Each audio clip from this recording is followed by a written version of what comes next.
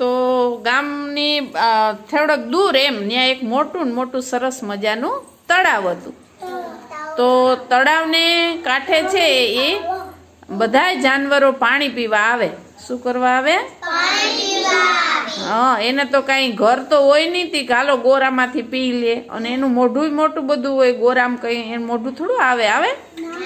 એટલે એને તો કાં નદી જાતી હોય ત્યાં પાણી પીવાનું, ક્યાં તળાવ ભરેલું હોય ત્યાં પાણી પીવાનું હોય ને.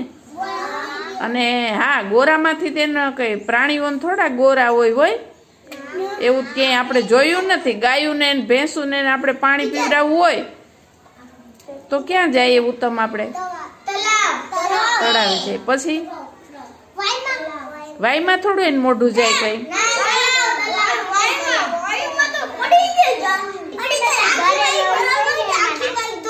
હા, ઘેરે કુંડી હોય તગારામાં હાલો ભેંસો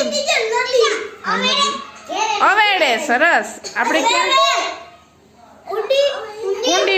કુંડીમાં અવેડો મોટો ને મોટો જો 2-3 જગ્યા આપણા ગામમાં છે. પાદરમાં છે, બાપા સીતારામની મઢુલીએ છે. પછી દિવ્યેશ સાંભળતો વાર્તા સાંભળતા હોય તો પછી વાર્તામાં જ ધ્યાન હોવું જોઈએ. પછી જો આમ આપણે ખડકી બાજુ જાય ન્યા છે અવેડા, પછી આ બાજુ ક્યાંક અવેડા છે. એટલે જેને જેમ નજીક પડે તો ન્યા પાણી પીવરાવવા માટે જાય. હવે સાંભળો તો ભાઈ દિવ્યેશ, સાંભળવાની વાર્તા હું પૂછી તને. એટલે શિયાળ અને ઊંટ છે એ બે ક્યાં આવે? પાણી પીવા તળાવે. હવે એમ કરતા કરતા તો ઊંટને પાણી પીવા આવવું અને શિયાળને આવવું. હા, તળાવ કહેવાય આપણે, પણ એનું નામ સાચું તળાવ કહેવાય. શું કહેવાય? સાંભળવાની વાર્તા તો જ યાદ રહીએ. આપણે વાતું કરીએ તો યાદ રહીએ. હવે એમ કરતા કરતા તો ઊંટ અને શિયાળ બે ભાઈબંધ થઈ ગયા. તમારે હોય ને તમારા ભાઈબંધ, એમ આને પણ ભાઈબંધ થઈ ગયા.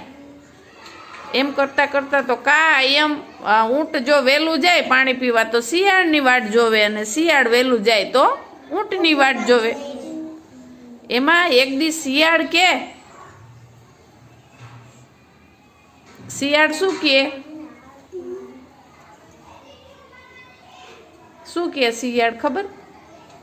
ઊંટ ભાઈને યશપાલ શું કે? કોને યાદ છે? મેં શું કે દિવ્યેશ? હા સરસ, દ્રષ્ટિ જોઈને સાંભળેલી યાદ રાખ્યું. નદીની સામે